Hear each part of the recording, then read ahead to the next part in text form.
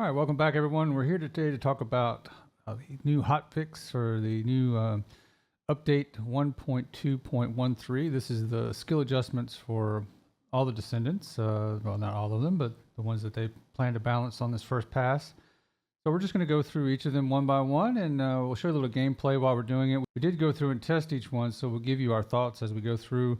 I do believe that this has been a big boost to most of the characters. We'll talk about that, but there's been, the one nerf everybody's aware of. We'll talk about how this balancing really affects the play and, where we feel like it puts us for the time being. We do have another pass or two coming of this, and they're going to keep tweaking things until they get it right. There are a couple of descendants I think still need a little bit of love, so we'll see how that goes and update you on that process as we go through. Just talk about each one. We'll read you the patch notes, what the gameplay showing, and then we'll go ahead and talk about where that puts them and move on to the next one. Without further ado, let's go ahead and jump on in with Lepic. So with Lepic, we've had a little tweak here. The big thing for Lepic is the grenade throw MP cost reduction from 35 to 15 allows us to throw a grenade more often. Damage adjustment at that is also 585.4, was 585% roughly, now up to 1170. So quite a bump, almost to a 200% reflection of what it was. So really good buff there. And you can see from the gameplay when you toss that grenade, it decimates, really kills a lot of enemies. So it would be nice if it had a bit more range, but it is definitely powerful. Overclock's MP cost has been reduced from 24 to 20. I didn't see a real big change in that when I was playing. Overkill cooldown adjustment, 65 at level 1, 70 at level 2, level 380, level 470. So it's been a bit of a balancing there. So they were just basically, making it a little bit more steady as the progression goes. The big one is increased efficiency. I think this is the biggest change, and you can see from the gameplay that we're rolling that the hits are just coming and coming. You can continuously spam your fourth ability here. You can continuously just hit enemies very quickly, just rapid firing with that ability. You used to have to. There was a little bit of a delay in being able to use it again. There's no delay now. I mean, you can just pound those enemies with that increased efficiency. So this mobbing build for him becomes extremely powerful and fun to play, and I think this has really made a big difference as far as what we're seeing in the game from that standpoint. So I do think this has been a big boost to him and certainly made him a lot more of a mobbing character and given him a lot more effectiveness in the game. So good effort from the devs. Overall, I think Lepic's S tier in the mobbing and S tier in the boss fighting as well. So it's good to see this adjustment, and I think this makes him continue to be at the top of the game and certainly puts him up there with the Freynas of the world, which was their goal. So that's what we have for Lepic. Let's talk about the next one here, and that's Jayber. So for Jayber, what they've done is they've made the assault turret have more health, essentially. So you're able to transfer more of your health choices over to Jayber. You get 75% was the previous amount of health that transferred over. Now it's 100%. MP was 75%. Now it's 100%. So skill power was 75%. Now it's 100%. And then shield 75%. Now it's 100%. So you're basically transferring the full of your character's strength over to the turret, which is very helpful. Reactivate damage went from 2,000 to 4,000 roughly. So double, again, 200% reflection there. Immediate purge code explosion damage went from 1440 to 4321. So that's almost 3 times 300 something percent. So really big boost there. And electric AoE damage 262% to 524%. So essentially doubling our 200% reflection there. So really powerful change to his kit. And what I'll say is, Jayber is still Jayber. You're still going to have to, learn to play the character. He certainly plays a little different than some of the others and has some different strengths. He can certainly lock down areas really well. See from the gameplay that we've been rolling, he is still, a good descendant. I think if you like this style of gameplay, it's fun to play. This has boosted his abilities quite a bit and then makes him a little bit more relevant in the game, certainly. I still think there's a tweaker here needed to bring Jayber to something that everybody's going to like to play. But again, if you don't like to play him, that's fine. But if you like to play him, he is fun, and being able to cancel and move his turrets, and being able to keep them, overpowered is really good. And I think he's really moving on. I think this has made his kit more viable and certainly made it more fun to play. So I would say they've made a good pass at this, and they may still do some tweaking to try and change how his abilities work. But if his abilities stay the way they are, they've done what they can. So I think this is an extraordinary boost, and we'll move on to the next one from there. The next one we need to talk about is Blair. So let's look in here at what they've done to Blair. So with Blair's kit, they've done quite a bit. Burn damage has increased equally for all modules and skills. Burn damage has gone from 40% roughly to 80%, so a 200% boost. Blaze up, flame zone damage 36.4 to 72.8, so again another 200% boost. Extinguish, movement speed increases around 25%, so this is nice. We're getting a bit of a movement speed boost. It's fun to see. And then burn taste damage 152% roughly to 457%, so that's more like a 300% boost. And then Deadly Cuisine Giant Fireball has gone from 400% to 1628, 1,628. This is massive increase in damage. Small Fireball has gone from 616 to 2467. Again, massive. I don't know what that is, like 400%. Over 400% on the first one, about 400. I guess similar on the second one. Flame Zone damage has gone from 36.4% to 72.8%. So that's doubling in damage. Incendiary Bomb, Flame Zone damage, 36.4 and 72.8. And then Truly Deadly Cuisine explosion damage, 6,834 to 12,638, doubling again. Backdraft Blaze Up, Flame Zone damage, 36.4 to 72.8%, so doubling. And then Classic Chef's Blaze Zone, 36.4 to 72.8. So this is pretty consistent. Deadly Cuisine Giant Fireball, 407 to 1628. Again, that's 4 times. Small Fireball, 616 to 2467, again the same. And then Flame Zone damage from 36.4% to 72.8%. Extraordinary boost, obviously setting ourselves up now for Ultimate Blair, who is going to be extremely powerful. I mean, Blair's already powerful, but he's fun to run. Great Descendant now. I think this has really made his abilities extraordinary, and he is fun to play. So a good pass from the developers there. I think they've done an extraordinary job at boosting this ability. So we'll have to see what happens with the Ultimate Blair. Looking forward to it. From there, we'll move on over to the next Descendant. The next one we're going to talk about is Luna. So let's look at what they've done to Luna's kit. All right, with Luna, what they've done is that all skill damage has been adjusted equally for noise surge. So it's just about the noise surge mod itself. The normal damage is 144%, has gone up to 288%. Enhanced damage, 148%, has gone to 296%. So more than doubling that one, doubling the other one. And then disturbing noise damage, 742 up to 1,113. So a doubling there as well. So almost doubling, not quite.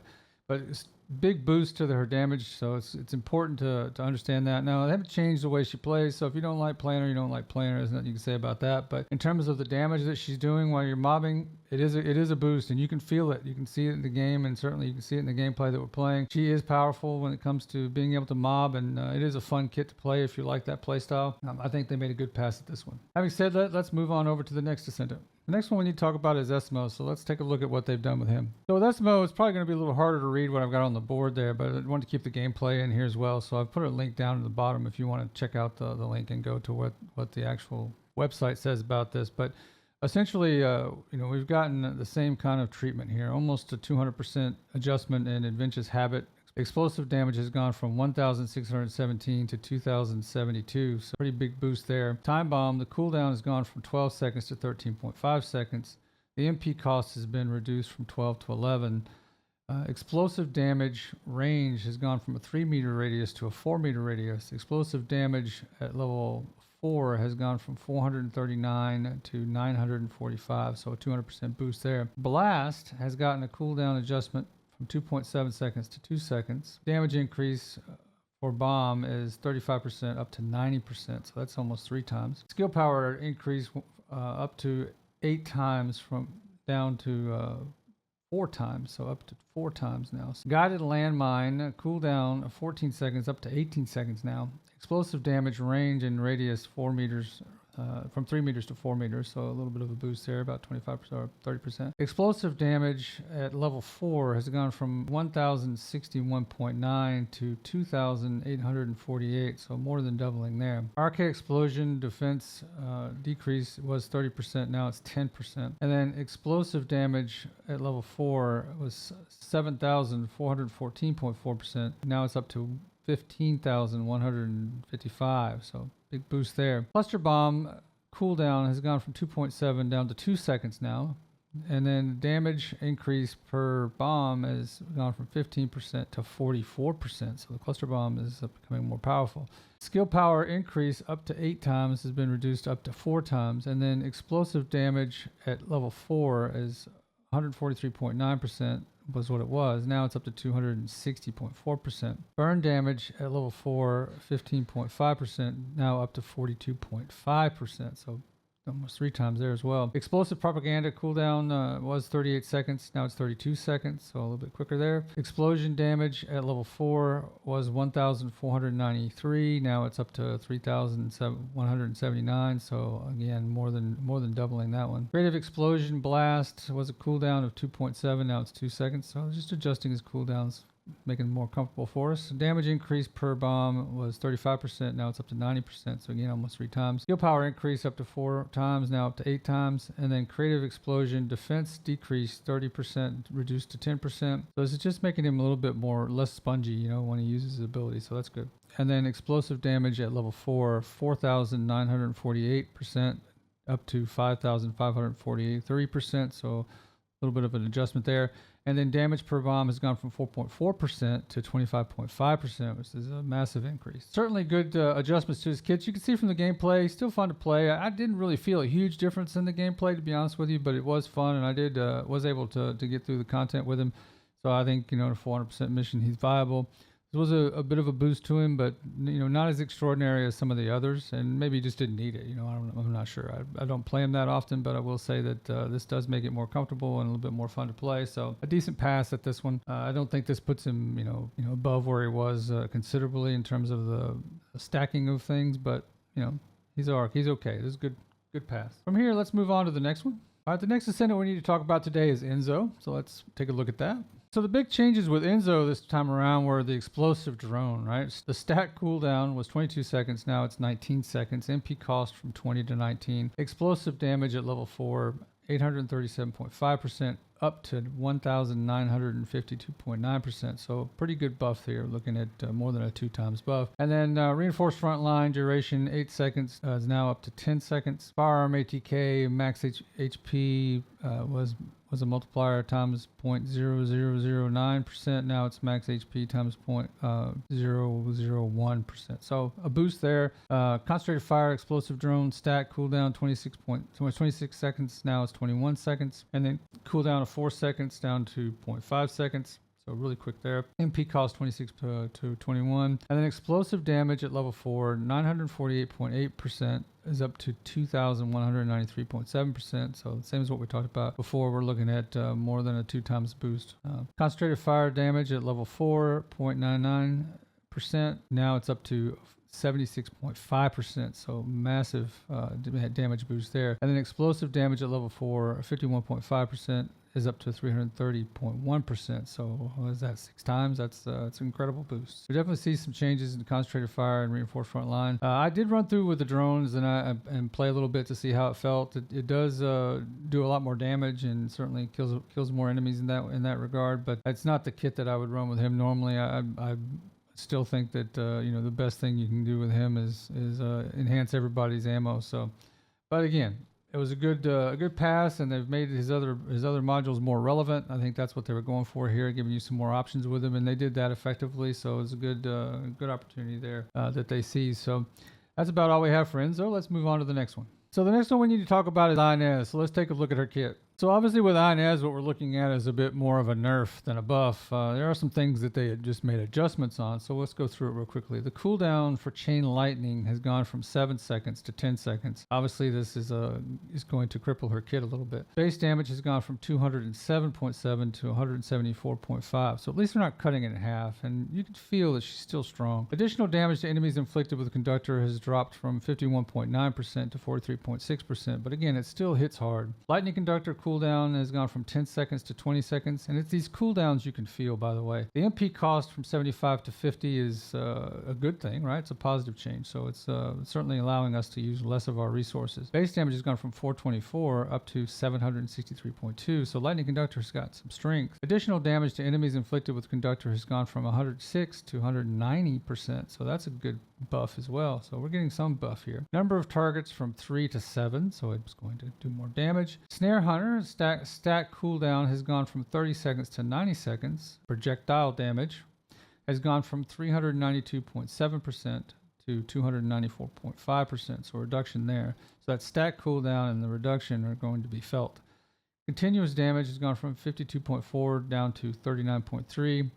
Current cold damage has gone from 65.5 down to 49.1, and continuous damage interval has gone from 0.5 seconds to 0.7 seconds, so a little bit of an increase there. Additional damage to enemies inflicted with Conductor has gone from 16.4 and been reduced to 12.3. So overall, what we're seeing in these is we are seeing some increase in cooldowns and decrease in power, with the exception of Lightning Conductor. Time of the Hunting Hounds Floating Lightning has gone from a cooldown of 0.25 to a cooldown of 0.5, and the stat cooldown from 5 seconds to 10 seconds.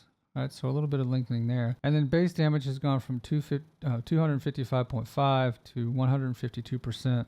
So almost half. Additional damage to enemies inflicted with Conductor has gone from 63.9 to 38%. So almost half. So a considerable reduction there. Overall, what I can say about the gameplay, and you can see it here, is that you find yourself in a bit of a cooldown situation occasionally, but the reality is her kit still feels really strong. I think she's still really relevant. I think she's she's no longer the strongest character on the board. There are some others who've emerged to kind of get close to her. I think she's still probably going to be people's go-to for some content. So she's relevant, and that's where she needs to be. She needs to be strong. She needs to be as strong as some of the others, and she is. But I think she was too strong before, and if you're playing with her, if two Inezes rolled into a lobby with you, you were going to be sitting back doing nothing, And I don't think that's fun for people in group play. In solo play, she's still plenty strong. You can see that from rolling here. Took her through 400% missions. She was strong enough to get through them. I did have to adjust my gameplay when I got to the bosses, which is good. I think it gives us a little bit more,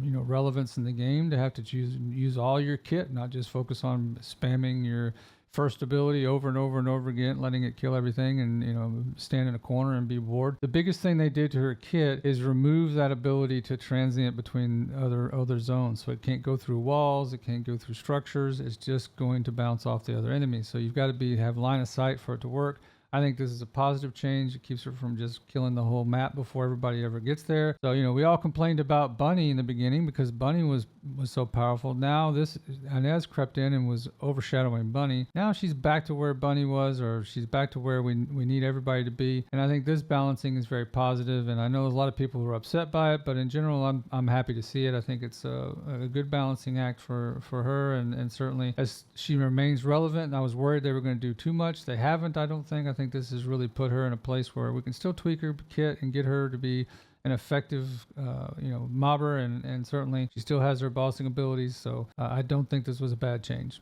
All right, moving on along, let's talk about the next descendant. So the next one we need to talk about is Keelan. Let's take a look at his kit. Now again, this might be too small to see depending on what you're watching it on, so I'll read it off to you, but I think the big thing is you can link to these in the notes as well. So Keelan's one I think really needed some love, and certainly he was fun to play, but he was missing a bit of power, and certainly couldn't power through things as well as some of the other characters, so it's good to see this adjustment happening. The first thing we talk about here is Void Corrosion. The explosion damage has gone from 245% to 491%, so roughly doubling that one.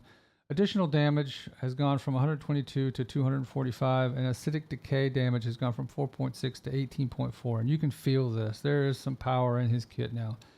Onslaught piercing damage has gone from 797 up to 1595%. That has been a huge increase. Explosive damage 876 up to 1753. So again, these are more than doubling. The additional damage has gone from 146 to 292.2%. This has been a positive adjustment to Onslaught. Septic Gust damage has gone from 541 to 1,623, more than doubling, almost tripling, well, more than tripling really. And then Blood Rot damage has gone from 422% to 1,268%, again tripling. So Septic Gust has gotten some power. Tremor, acidic decay damage per stack has gone from 1,703% to 4,258%, so almost tripling that as well. Focus on Prey, Void Corrosion, Explosion damage has gone from 288 to 864, so that's more than 3 times. Additional damage 144 up to 216, not quite doubling. Acidic delay damage 5.3 up to 21.2, so again that's 4 times. Onslaught pierce damage 781 up to 1,957, so it looks like what, tripling in that case. Damage, explosive damage 876 decreased down to 788, and then additional damage 146 up to 219. Acidic decay damage 5.3 now up to 21.2%. So again, 4 times there. Septic Gust damage 533 up to 1,600. So what is that? 3 times. And then Blood Rot damage 422 up to 1268 again with almost 3 times. And then acidic decay damage 5.3 up to 21.2. So 4 times multiplier there. Tremor, acidic decay damage per stack 692, now 2,076. So again, 3 times. These are big boosts to his damage, and you can feel it in the kit. You're able to move through things very quickly. Onslaught removed restriction on aerial maneuvering. This is big help here. Pierce damage 213, now 319. Explosive damage 730, now up to 1,095. Additional damage 146, now up to 219. Acidic decay damage 5.3, again 4 times at 21.2. So we're seeing big boost to him. He's a lot more fun to play. I really enjoyed giving this some testing. I think this has done an extraordinary job of bringing him into the relevant number of characters that we have. So he is exciting. I think this is a good pass by them, and I'm excited to see it. So let's move on. The next one we need to talk about is Ajax, and I think this one's really fun as well. And I apologize, these notes are probably way too small, certainly too small for me to see with my older eyes, but I'll do my best to read it to you, and then you can download the patch notes if you want to take a look at it later. Event Horizon Firearm Explosive ATK increased by 20, 40, 60 at each enhancement level. So this is as you're leveling up your character the first time, if you ever see that. That's what they're talking about. Void Walk MP cost has gone from 35 to 25, so it's not costing as much. Base damage has gone from 578 to 2,012, so almost 4 times. Stun duration has gone from 3 seconds to 5 seconds, so that's a really nice boost. We can take out an enemy in that period of time. Expulsion MP cost from 30 to 20, so a reduction there. Base damage from 1290 to 2480, so a doubling. Enhanced skill damage 1,407%, now 4,021. So we're looking at 3 times multiplier, over 3 times multiplier there. Voice explosion base damage has gone from 1,058 to 2,978, so more than doubling. Enhanced skill damage has gone from 1161 to 4342, so almost 4 times. Sub-attack damage, the punch, has gone from an increase in 80% up to 160%, so really, really nice punch there. Enhanced sub-attack damage has gone from 210 to 420, so doubling. Void Charge has gotten base damage of 634.9%, now up to 2239, so what is that, almost 4 times. Stun damage, stun duration is 1.5, now up to 3 seconds.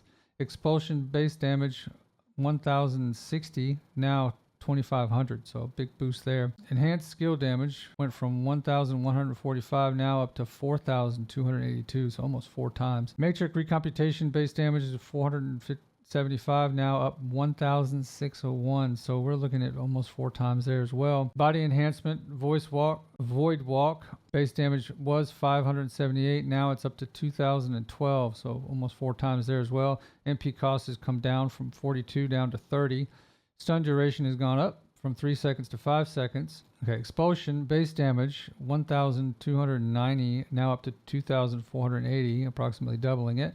Enhanced skill damage now 1,407, now up to 4,021. MP cost from 36 to 24, so reduction there. With life barrier, we had max reflection of the damage at 100%, now it's at 200%. Enhanced max reflection damage rate 117%, now up to 300%. So big boost to his kit, and you can feel these boosts. In playing the character, I really enjoyed it.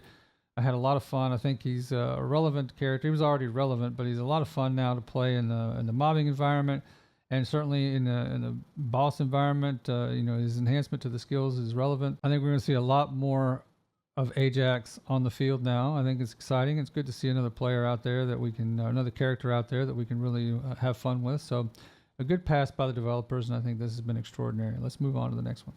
So the next one we need to talk about is Kyle. Let's take a look at what they did to his kit. So what we're seeing is that Repulsion Dash has gotten a base damage up from 608, now up 1,117.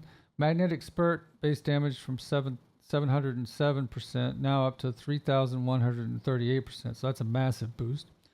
Superconductive Thrusters base damage has gone from 26,000 roughly to 40,000, so almost doubling that. And then Magnetic Force proportional additional damage has gone from 1,261 up to 3,858. So pretty good boost, more than doubling on that front. Collision Instinct base damage has gone from 608.9 to 1,117, roughly doubling. Stun duration 3 seconds to 5 seconds, so getting more stun there. Self-directed Eruption base damage has gone from 684 to 2,837, so a massive boost there, more than 3 times. Traction range height has gone from 3 meters to 4 meters. Diamagnetic Bulwark base damage has gone from 109 to 319%. And Superconductive Bombing bomb base damage has gone from 833.6 to 1,203%. What I can say is you can feel the changes. He's still not the strongest character, certainly from a mobbing point of view. I feel like his kit's a little, I don't know, slow. Something's not quite right. I still feel like it needs a tweak. You can tell that he's gotten more powerful, and certainly his skills are there, but he doesn't rank up there with some of the others in terms of the effectiveness. Certainly not the way that Ajax got this boost. I mean, Ajax now really good. I mean, he was already good, but I think this... Kyle's going to need a little bit more love for people to want to play him regularly. I'm not trying to, I'm sure there's some Kyle players out there who really enjoy his kit and his play style, but if you're trying to just, power through with his skills, that's not going to work. You're going to have to fight with some guns as well, which is fine. I think it's a different type of kit, and certainly, you've got some things there that can help you with it, but I didn't find it as enjoyable as some of the others, so I think this one still needs a bit more work. That's just my honest opinion out there. So let's talk about the next character. The next one we have to talk about is Bunny, and to be honest, I wasn't expecting Bunny to get a buff, so it was really nice to see something happen with her. I know a lot of people were calling for it. When they called for it, I'm not sure these are the changes they were asking for, though, so let's take a look at them. Throw Bomb, the base damage has gone from 156 to 683%. I got to be honest, I wasn't really using Throw Bomb before, so this does make it relevant. It does make it powerful enough to pop one every now and then and take out some enemies. Maximum Power base damage has gone from 502.9% to 1107, so that's a big boost, doubling in that case, so that's pretty good. Electric Condense, and I think this is the one people are really looking at. It is a base damage of 1,946 to 4715. Superconductor Throw Bomb base damage 156.6 up to 783. Electric Charge base damage on double jump from 228 now up 740. So more than doubling in that case, tripling, more than tripling. So yeah, strong, very strong. Charge max damage on double jump 273.9. up now to 969.5, so big boost there, more than 3 times. High voltage throw bomb base damage has gone from 215 up to 747.7%, so a boost there. So throw bomb is relevant. Now I did some testing here, and I tried the electric condense, I tried the high voltage, I tried superconductor. In a mobbing environment, I still think superconductor is the play. I mean, I will lean more into electric condense and test it some more, but what I'm seeing right now is superconductor is able to run through the mission, fine. High voltage is able to run through the mission fine, and high voltage and electric condenser are very comparable. I think high voltage does better with the bosses. Electric condense does better with the mobbing side of it. But if you want more all around, well-rounded, something that can run through 400% content regularly, superconductor definitely still is the best choice in that environment up until you get to the boss, and then high voltage is a little stronger. But if you're running that 400% content, I still think superconductor is the play. I still feel like now it's easier for her to get through 400% content, and so therefore she's more relevant when it comes to the mobbing side of things.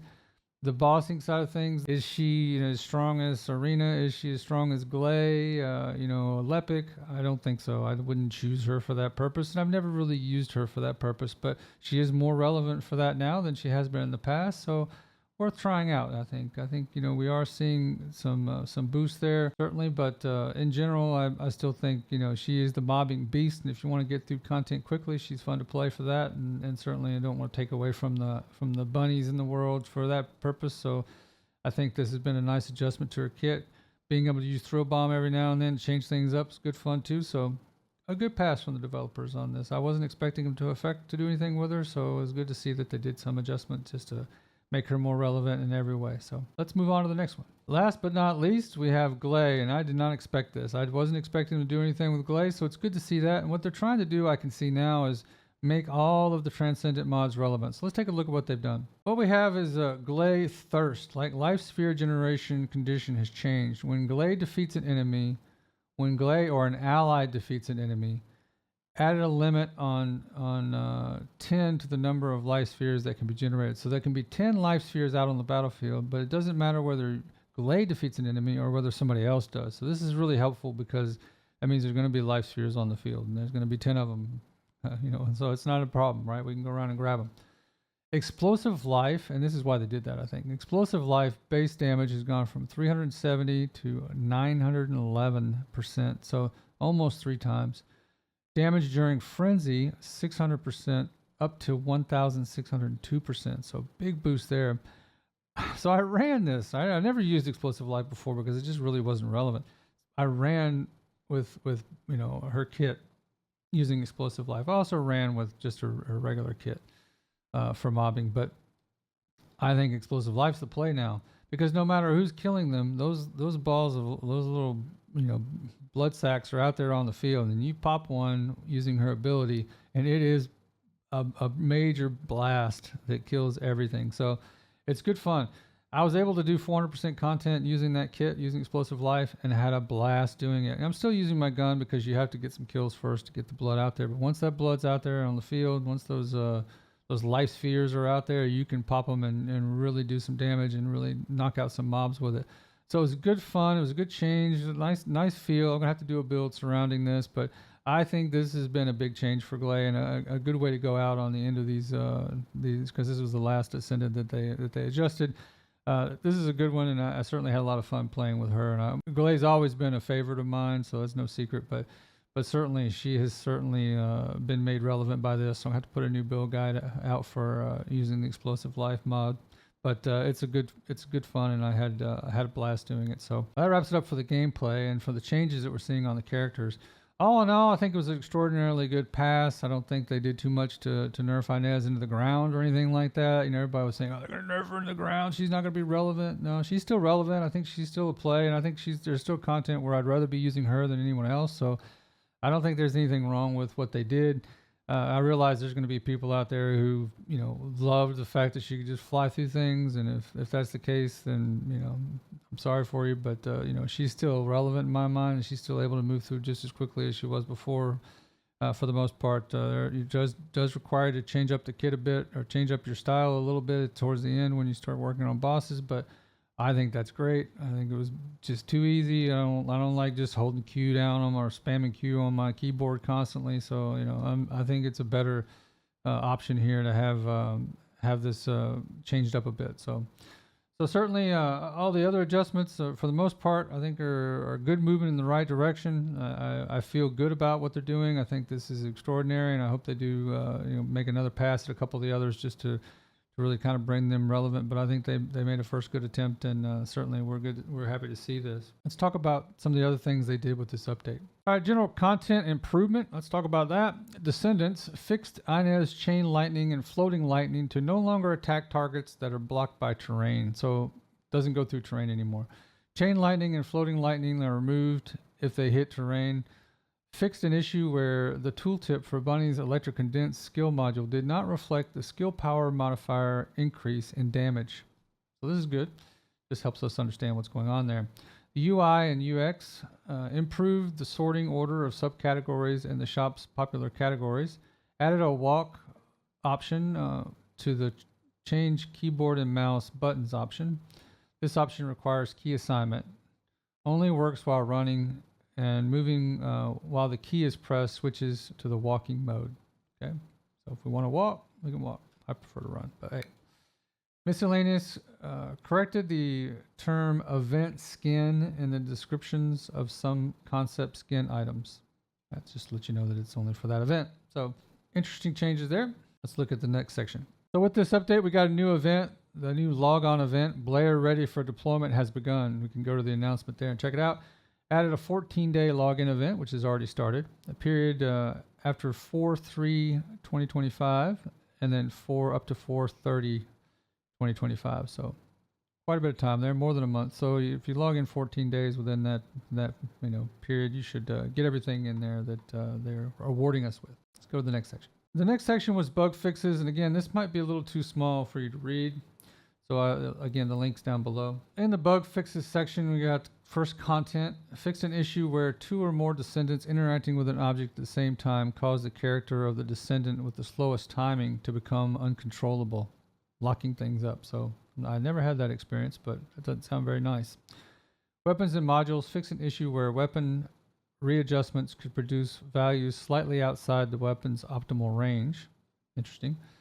UI UX fixed an issue where the help for module slots of normal descendants and ultimate descendants was showing combined in the implant module UI. Fixed an issue where it was not possible to select a different void erosion purge stage after clicking start public operation for a void erosion purge. Fixed an issue where it was not possible to select the selectable reward or skill or kill score multiplier of another infiltration operation after clicking start public operation for an infiltration operation. Fix an issue where the descendant's hand would appear unnaturally when equipped with the last dagger weapon skin, Dark Nebula.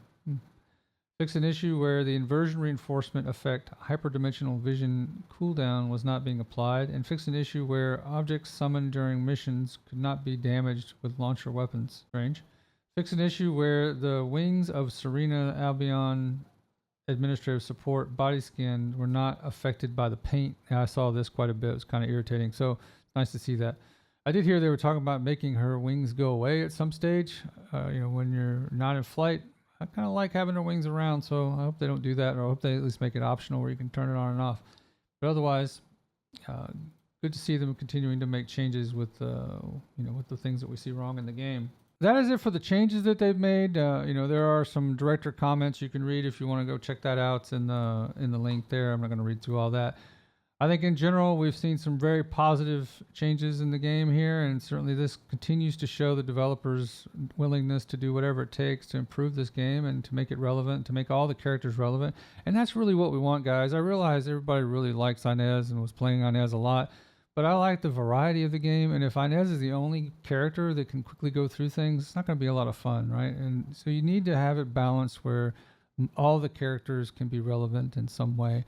I do like that some characters are stronger with some things than others, so you're more inclined to take Lepic in to fight one boss, but you might take Gley in to fight another boss. This is how it should be, guys. I think there's some good relevance in the different characters, and we want to make sure that continues. We want to make sure that everybody can mob, that everybody can go into a boss fight. At least some boss can be taken out by one of the characters. So it's good to see it, and I think this was a good pass, and I really commend Nexon for making those adjustments. I would have been the one to say early on, nerfing is never a good thing, but I think in this particular case, the nerf that they did do was relevant and it was helpful. I think in general, what we're seeing here is a good change to the game, and I'm excited to see it. So Thank you for watching, and certainly we look forward to seeing you in the next one.